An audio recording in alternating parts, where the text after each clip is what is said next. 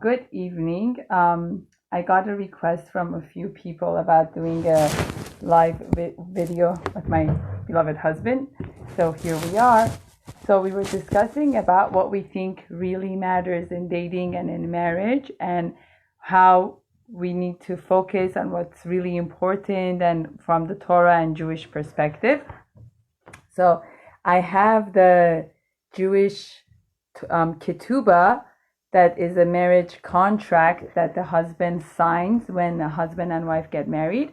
So I was going to ask my husband to discuss with us what are the most important things that the husband signs regarding taking care of his wife, and what do we learn about that, and how can we understand it when it comes to dating and looking for a right spouse. What does the ketubah teach us about what a woman should look for and what a husband should look for to have a long-lasting relationship with significance of spirituality and not just gashmiut based. Hello everyone, good night. Okay, go ahead. Huh? Go ahead. So tell us, what are the significance of what the ketubah says, and what does the husband sign when he signs the ketubah? Basically, a ketubah is a contract between the husband and the wife. You sign a contract between the two people that the woman, as the man says, Mekudeshet means that she is sanctified for the man. She only is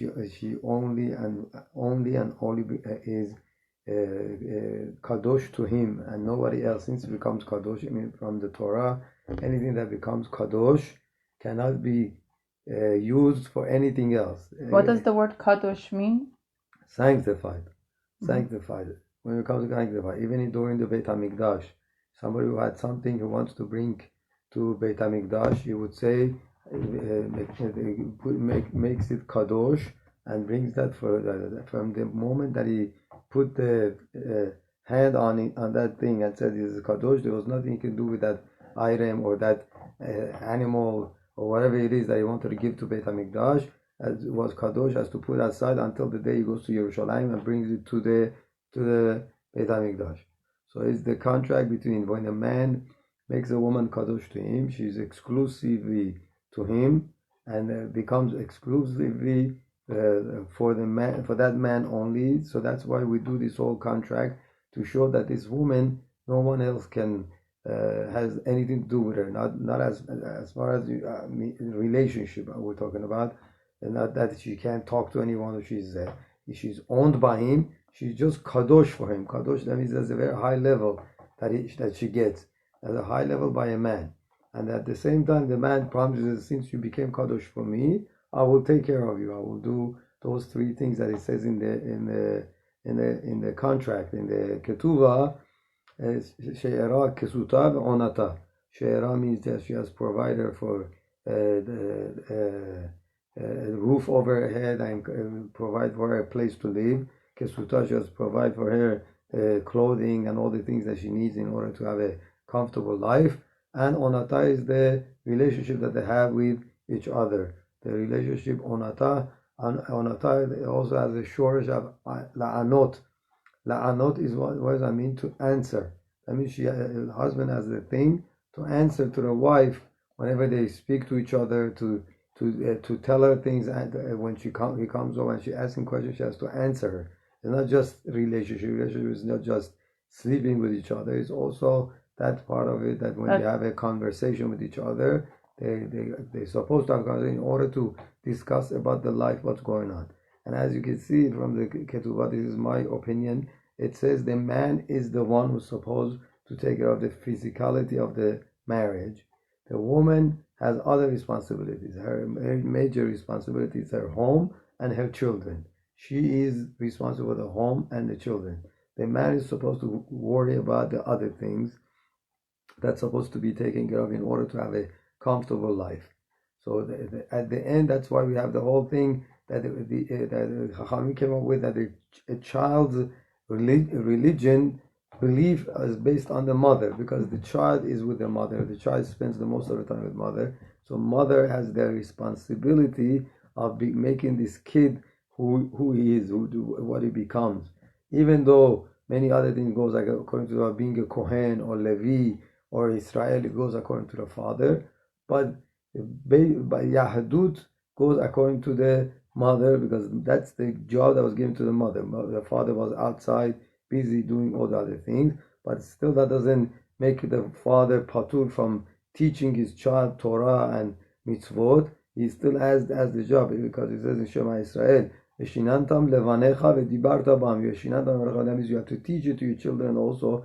That's another part of the mitzvah that it says in the Torah, that the father has an obligation to teach his children also the Torah and all these things. So it's just the mother makes the base, makes the foundation for the child, and the father fills it, brings she makes the digging, just like when you build the house, she dug, and the father fills it up with the cement in order to make it very strong. And so she creates the vessel. Right. She creates the place to put the beams in there, and then the father is supposed to fill this around it in order that beam to stay strong.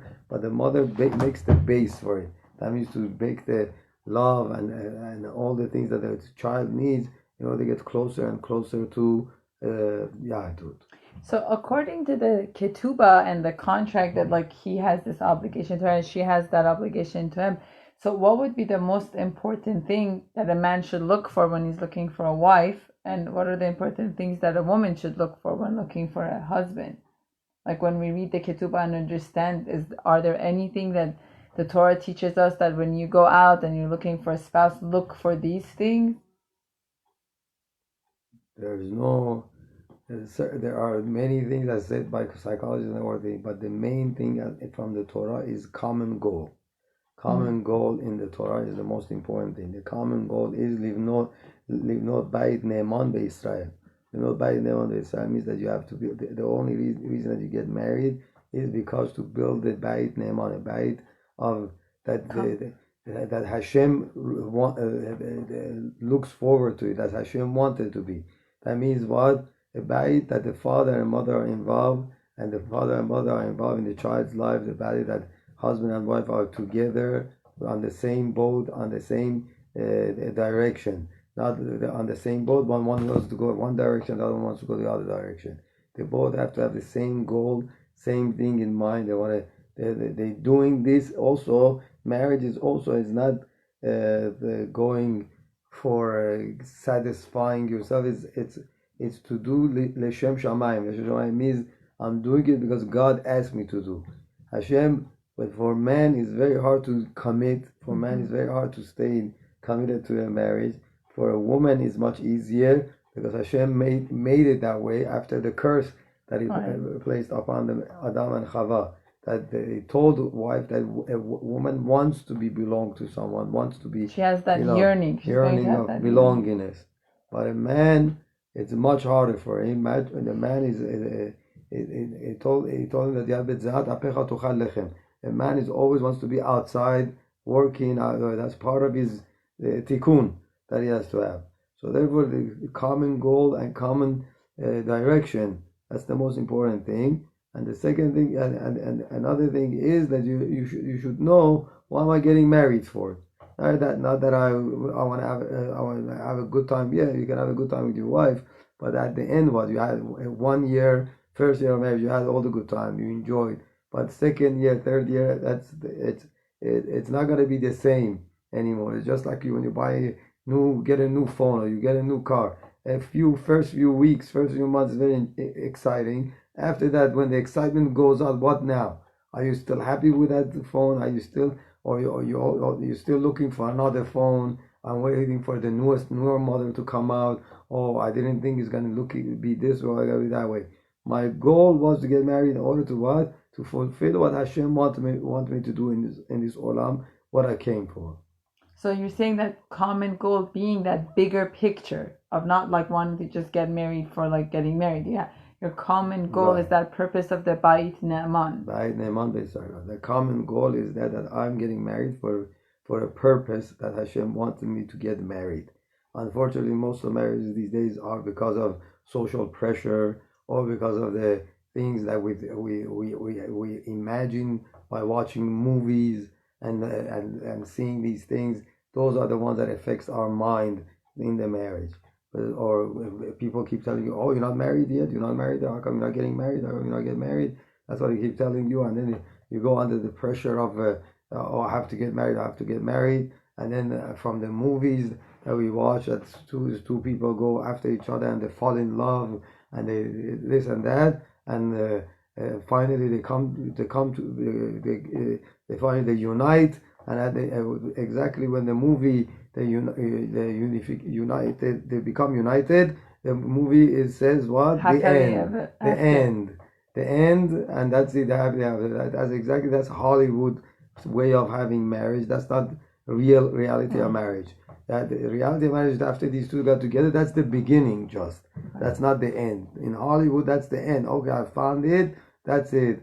No, from reality of marriage, from Torah, the beginning starts from now. That's the beginning of starting working on it and working on it and working on it to make it work out and to become to sail this boat to the destination that you want to get. I had a question. So you know how the Torah teaches us that at the age of 40 is when a person, men can learn Kabbalah and you become very mystical and you reach that stage in your life. So why don't they encourage people to get married at that age? Why do they encourage people to get married in their 20s? If in 20s you're so caught up with physicality and materialism and the things that you want, isn't that a bad timing to get married? Isn't our mind not thinking of the right way? 40, that's when you reach this level of chokhmah. You reach the level of chokhmah. Once you reach the level of chokhmah. Hi Omid, thank you for joining. Omid not here again. 40 is the age of that you reach the level of chokhmah. Chokhmah means that you understand things much differently than they used to before. So that's for understanding of the Torah and the mitzvot and all these things, the deeper understanding which goes to the level of Kabbalah. That's needed at the age of 40. Otherwise, to build the home and the way HaKadosh Baruch Hu created a man, it starts from the age of 18. That's what it just says in Pirkei Avot, Ben 18 lechuppah. Why? Because that's the age that you have the excitement, that you have the energy, that you have all the things that you needed in order to raise children, in order to build the home, and enthusiasm. And as you know that already at that age, you're much more flexible, much more ready to accept, much more ready to do things. That at the age of 40, once you are all built up and complete, is much harder to do those kind of things. So the younger that you get married, the better it is. Even though at this time of that we live, it's totally different by now. You have to get to. We don't get to the level of chokhmah sometimes even at the age of 40. Age of 40 is still people act like little children. So therefore, 18 would be a little bit difficult for a man to get married at 18. 18 it would be the age that he's still in his prime and he wants to run around because again in society that's what he sees around him, that's what he sees his friends are doing, and then he grows up later on, he might feel like that he missed out on his youth, midlife crisis, and he didn't do all of this. So therefore we don't push a kid to get married at 18, but the younger it is, the better it is for himself and for his children, that he can deal with them and he can be more with the children, more of the patience, all these things that he has for them in order to build that, bring those children in the right path also. So it's saying that at 18 and during that time when you have the passion and the excitement and the flexibility, it makes it easier to adjust to the relationship. Whereas when the Torah says the older you get, when you don't have that passion, it's harder to make the adjustment. Right. Because when you reach a level of chokhmah that you need, unfortunately, as everybody knows, men and women are two different creatures, two different sides of a puzzle. At the end they fit into each other. They're supposed to be part of one as God created them.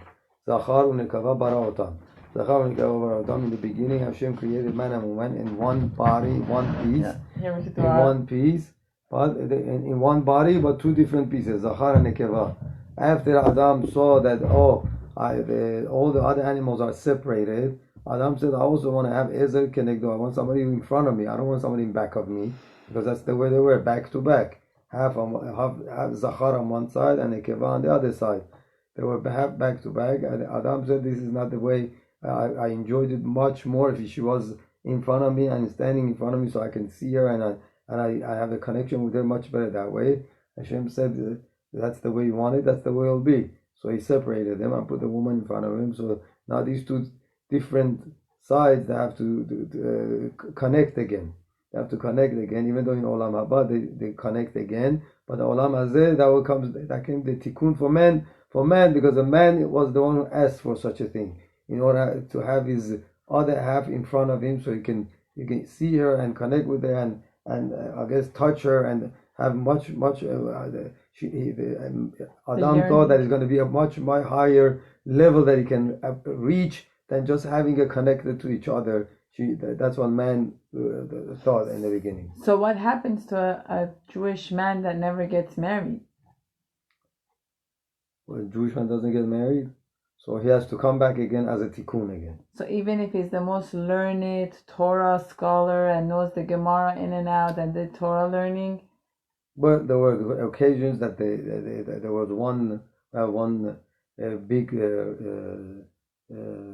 Torah scholar, Yonatan ben Uziel, which Hamuka, that's famous in Israel. He never got married because he's so connected to Torah and so close to HaKadosh Baruch Hu, that he didn't need this tikkun. He didn't need his tikkun.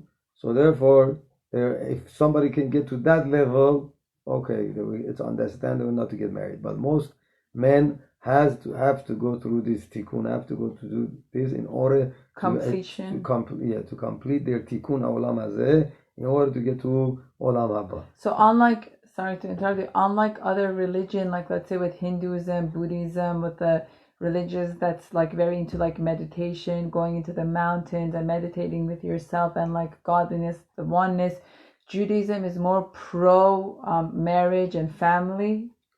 Judaism is pro olam hazeh.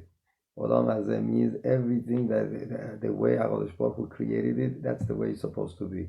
We don't believe in being monks. We don't believe in being the father, that you don't get married and you don't have no relation. So it's pro-family. Even if you want to work in the house of God, all our Nevi'im got married, all the Chachamim got married, all the Avot got married. That's the way Torah wants it to be. Torah, so pro-family, marriage. Pro-family and pro everything has to be done the way of earth. That's the way. That's the only way that you get to Olam Haba. I brought this example as the past week's parasha, as the Meraglim. Meraglim, why did they come and complain to HaKadosh Baruch Hu, say Lashon Hara about Eretz Israel?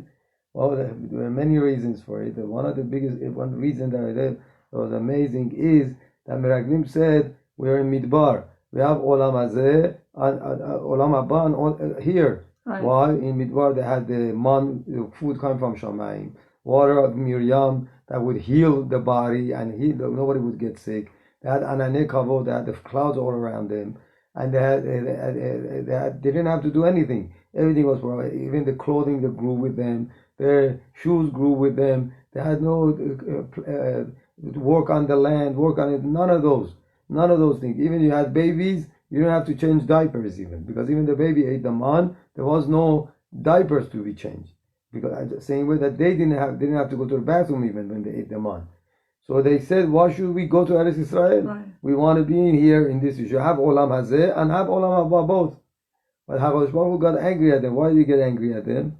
Because HaKadosh Baruch Hu said, I didn't bring you here to have Olam Haba here. You came here in order to go through Olam Hazeh to get to Olam Haba. That's the only way. You have to get through Olam Hazeh in order to get to Olam Haba.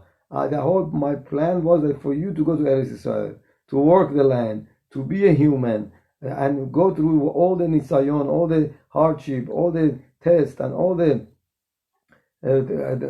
obstacles that are put in front of you. Once you had all of those and you pass your test, then you can get to Olam Haba. But to be in this world and you lock yourself in a room and don't do nothing and say after 120 years I have Olam Haba guarantee, is not going to work. I see. It's not going to work. Olam Haba is only achieved through Olam Hazeh. When you go through Olam Hazeh, when you go through the difficulties, when you go through the hardship, when you do getting married, raising children, and all these things and Parnasa, and all these things that Hakadosh Baruch Hu puts in front of you. You went through all these things. That's when you have, and you saw, and at the end you saw the godliness. When you see the godliness of Hakadosh Baruch Hu, you have it made. So then the Torah believes that the only timing we have that oneness is in the uterus. When your mom is pregnant with you, that's the only time you have that oneness of the being separated from the people. From the time that you're born into this world, it's all about refining your character, working on yourself, becoming a better person.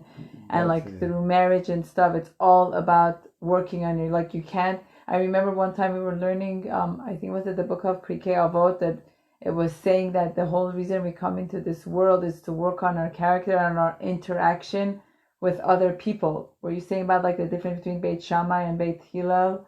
That how Beit Hillel was saying that you're not here to only love God and not act it out with people. You're here to love God and demonstrate it with your fellow man. Right. That's what Rabbi Akiva said also. The only way that you can mekayem Torah and mitzvot is by after l'eracha kamocha. When you learn to love your fellow man. And it says again, l'ra'acha, l're'echa. You can read it also because there's no dots in the Torah. L're'echa, it means your wife. You have to have your wife just like the way you love yourself. And Rambam says the same thing, that you have to at the same respect that you want for yourself, you have to respect for your spouse. Of course, on both sides has to be. So therefore, the only way that you achieve the Olam Haba it's what? By doing what you have to do. Marriage is part of it. Raising children is part of it. Parnasa is part of it. All of these things, by the way. Torah wants humans. Moshe Rabbeinu was born from a man and a woman. Moshe Rabbeinu wasn't born out of the blue. Moshe Rabbeinu was born from a man and a woman, and the Torah doesn't even mention the name of his parents in the Torah. Doesn't even mention. It says, "Vayelech ish mibet Levi, vayikach et bat Levi." It says a man from Shevet of Levi went and married a girl from Bat Levi. It doesn't say who was his father, who was his mother. Why not? Because every one of us have our own individuality, our own task in this world. Doesn't matter who your parents were. You can't have an excuse. My parents were like this, so I'm like that. My parents did this and did that, so I'm like that. Hashem, the Torah is telling us, doesn't matter who you are. Moshe Rabbeinu got to his greatness not because of his parents, because there's no place in the Torah that mentions the parent's name. No place in the Torah that says Moshe Rabbeinu was Moshe ben Amram. No place. Only when he goes to the genealogy. The only time from the beginning when Moshe was born, it says one man of Levi and married a girl from Bat Levi. That's it. There's these two men and women got together and Moshe became. Who made Moshe great? God. Moshe himself, not God. Moshe himself the choices he made himself great. There is, as you know, Moshe was in the house of a foster family. Paro, grew up with the. Moshe was in the house of Paro. Moshe grew up amongst the Goyim. Moshe grew up in the most spoiled kid that you can find. He had everything and anything he wanted. He had everything and anything provided for him. He was the son of the king. He was considered as the son of the king. But all we know about him is up to the age of 13, or some say 20, that he was in the palace. After that, Torah says that he runs away from the palace and all of a sudden skips 60 years of his life. He comes at the age of 80. All of a sudden Hashem comes to Moshe and tells him, I want you to go and bring Ben Israel out of Egypt. He was 80 years old when Hashem chose him. What was he for 60 years of his life is not mentioned in the Torah. Hashem skipped 60 years of his life. 60 years of his life. Why 60? It took 60 years for Moshe to become Moshe. Because that's 60 years. That's what they build up the character of Moshe. That's when Moshe Rabbeinu became Moshe. Moshe, through the time, through the hardship that he went through all the nisyonot, all the tests that he went through all this time, Hashem chose Moshe to be the leader. Even though he had a brother Aharon, which was older than him, and he was already a leader, he said, no, I want the Moshe. Moshe, who's Moshe? Moshe that went through life. Aaron was in Egypt the whole time. Aaron was with the Bnei Israel, and that's it. Moshe went through, as you read the Midrash, he became a king here, and then they went to wars and did all these things. What was all these things that he had to do in order to build this character to become the Moshe, the one that could lead Bnei Israel. I have another question that's fascinating, that how like it teaches us, and Moshe had such Emet's life, like talks about him having a list, talks about his challenges. Like I just love how the Torah is so true. Like the prophets and everyone that's in it, it talks about their difficulties, their challenges. I really love that. Another question that I have is about the concept of love. Living in the Western world and the society, we hear about this falling in love. I love flowers. I love roses. And then yet you see in the Torah that talks about the prayer of the Shema Israel, and then it says, "V'ahavta et Hashem b'chol levavecha." Like I feel like there's this difference of concept of love when the Torah talks about it versus the Western world and the Valentine's Day and the way we see it. Like what's the understanding of the Torah way of loving someone? Like how do you love someone and love God? Like I thought love is this experience that you have, but how can you love God? Like it's hard for me. Like I feel like it's such a different way of understanding ahava according to the Torah and versus according to the Western world. Right. So what does the Torah teach us about how to love? How do you love from the Torah's perspective? How do you love God? Like how do you really show love to God? And then from that understanding, how do you show that in a relationship between a man and woman? So love is not just about my pleasure and my loving.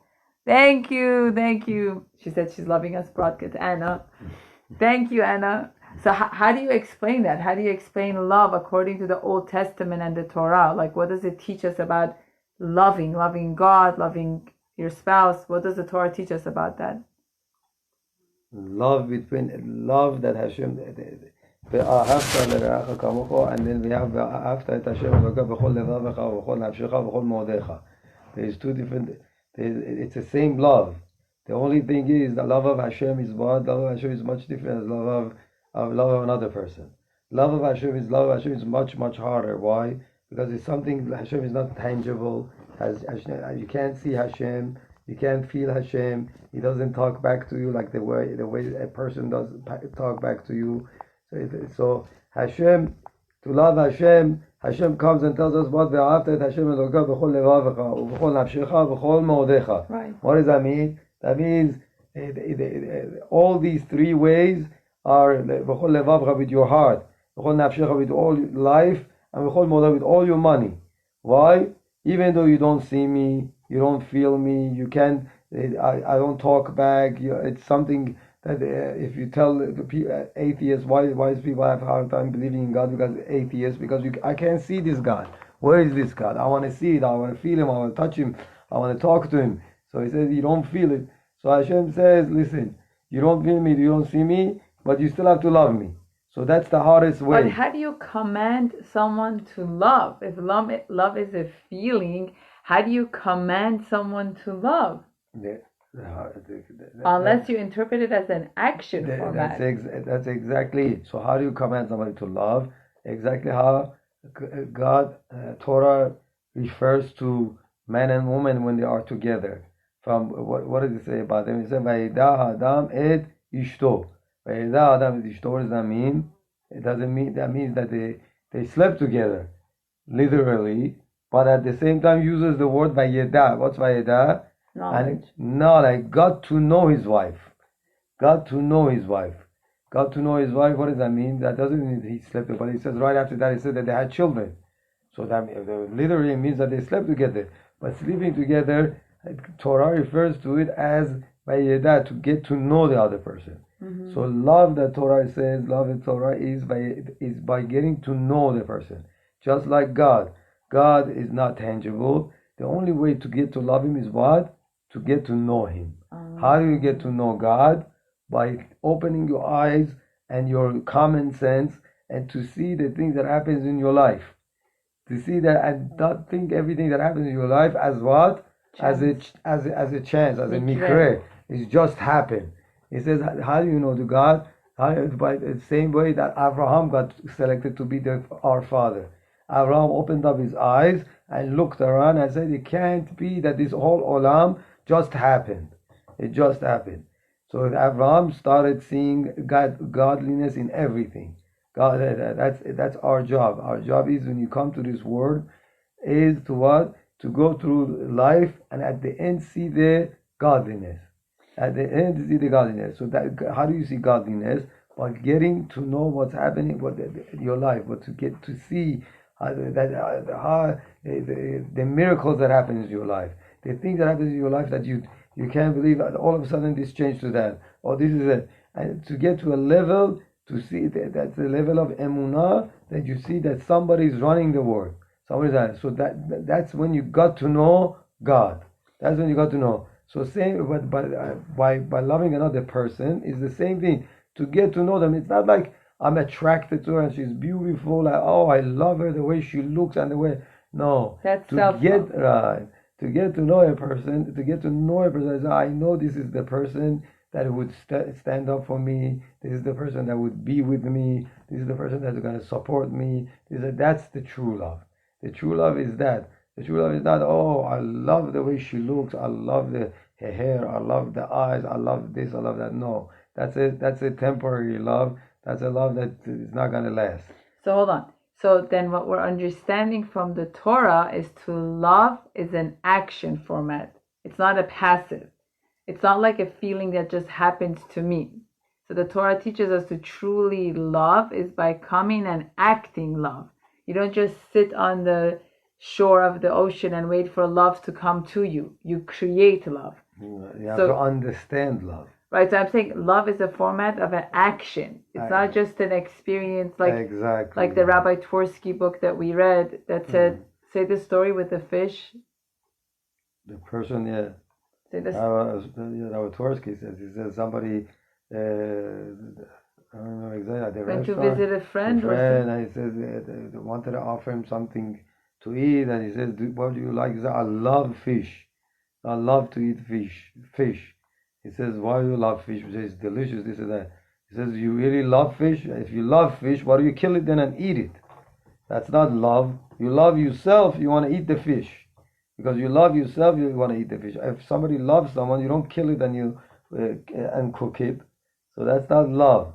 Love is only when you care about the person that you see the goodness in him. And exactly, there's a story in the Gemara talks about Bet Shammai and Bet Hillel again.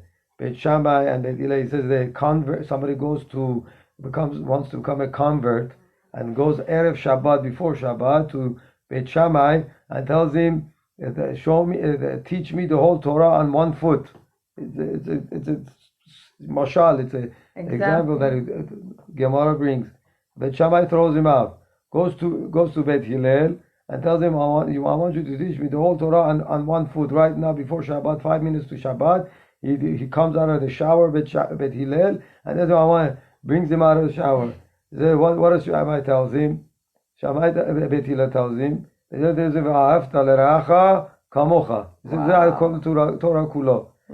if you don't understand my situation, and you can't have a feeling for where I am standing, and you can't understand what right now, how I feel, then you're not ready to become a convert. You're not ready to become a convert. I can't teach you the whole Torah Kula. First, go understand what Va'afta L'Recha Kamocha is, then come to me and you can be a convert. He tells me. Because you come right here, I want to be a convert, oh, I should jump out of my place to attend to you. That's not the way it's going to work. Torah is not. Torah is when you understand my situation, you put yourself in my shoes, then you're ready to become a convert and you become a Jew. So I also read somewhere that Ahava, the word love, is one of Hashem's acronym, one of his name. It stands for like Or HaKadosh Baruch Hu, like a godly light. What does a godly light have to do with the word Ahava? godly light. Yeah, it said Or Hakadosh Baruch Hu. Blessed. Ahava Rashi Tevot Or HaKadosh Baruch Hu. Yeah. Right. So is that internal light that's within us? Like by us doing loving our fellow man, doing acts of kindness, that's how we bring God's love into the world? Is that what's That's the internal teaching life. us? That's the internal life that we're supposed to bring out. Internal it's in life. there. Okay. We have to bring it out. So the love is in me. The love is not there. It's not here. Right. Okay. It's planted in there by HaKadosh Baruch Hu. Only has to be done that we come here to bring it out. To bring out that love. To bring out the Or HaKadosh Baruch Hu. The light of HaKadosh Baruch Hu has to be brought out. How do we bring it out? By putting yourself, just like the story I said, by putting yourself in the other person's situation, by understanding the other person, getting to know the other person. Mm-hmm. When you get to know the other person that you chose for as your partner or whatever, or anybody else as a friend or whatever it is, first you have to get to know him. Then you can what? Then you can call him a friend. Then you bring out that light that's within inside as just the same thing as the word of ahava. Ahava, as it says in Gemara, it comes from word have. Have is what? To give. To give what? To give the person a chance. To give a person time to show himself, to improve himself, to show what's inside of him really. That's when the love gets created. Love doesn't come by one look. Love at the first sight. That's infatuation. Right. That's a Hollywood concept again. Love at the first sight, and then exactly what they say. You fall in love. What's fall in love? You fall after that. Love at the first sight. You fall in love, then you fall after that, and unfortunately after that it's too late to fix anything. So there's no basis. There's no like essence to it. Right. When it's just based on chemistry, pheromones, and infatuation. Right. The one thing I just want to add, unfortunately, the dating these days, again, all these young kids that have class that I work with, they all come to me, oh, Rabbi, I have to look, I have to look for this, I look for that. I said, I told them, unfortunately, these days it is not dating anymore. What's dating? Dating is when you go and you try to find out about the other person. These days, everybody's going window shopping. It's not dating anymore, it's window shopping. You just go and look around to see which one you like, and then you go inside and you try it on. If you like it, you tried it on, then that's for me. But if you don't like it when you try it on, you keep on window shopping. So unfortunately, that's what happens these days. That we have such a hard time. The marriages became so hard. To find a shidduch became so hard because we all window shopping. We're looking for a best. We're not investing. Right, we're not investing. We just window. We're waiting for the best fit and best perfect fit. And when I go outside, everybody tells you, "Wow, look at that! You look perfect. That suit looks perfect on you." Yeah, but looked all around, but it looks perfect on you. Is it for you or is it not for you? That's the question. Does it match your style of life? Does it match the way you think? Does it match the way you want to live? That's besides the point. As long as everybody else tells me, "Wow," that means I did a good job. So we're like thirsty for that acknowledgement. When people are window shopping, they're like thirsty of other people admiring them, and they're dating to get the acknowledgement of others. It's not about the essence and the emet of wanting to build a Bayit Neman Israel. It just becomes about impressing, right? Which is not the way of the Torah. Right. The whole Leshem Shamayim, it has gone out of the Shidduch word.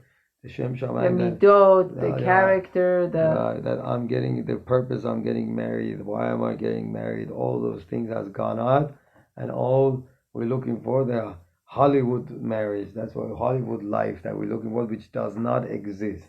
Right, does not exist in reality. Hollywood is only a movie, and it doesn't work. It's not real. So I also wanted to give you a mashal of like my marriage in a bottle. If marriage was to be in a bottle, it would look like this.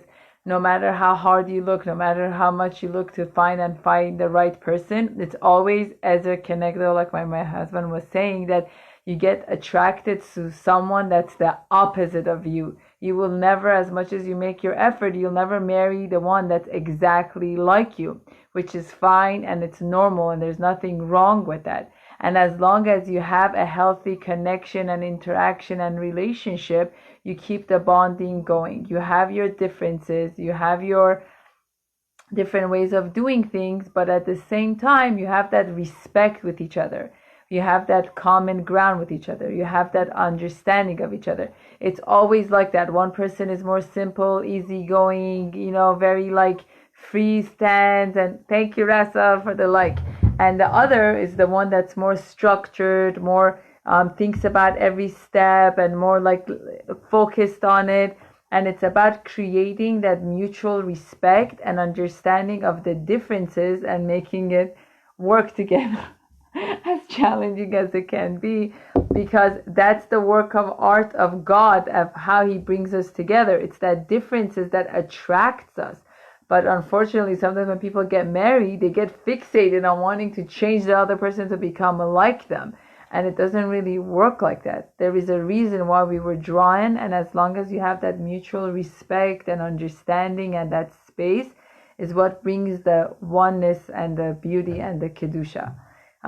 Thank you so much, everyone, for watching and tuning in. We hope to get to do it more and be able to make the best of this time that we have to continue to share the Torah. And everyone should be blessed with everything that's good for them in their home. Shabbat Shalom, and thank you so much for tuning in. Shabbat Shalom.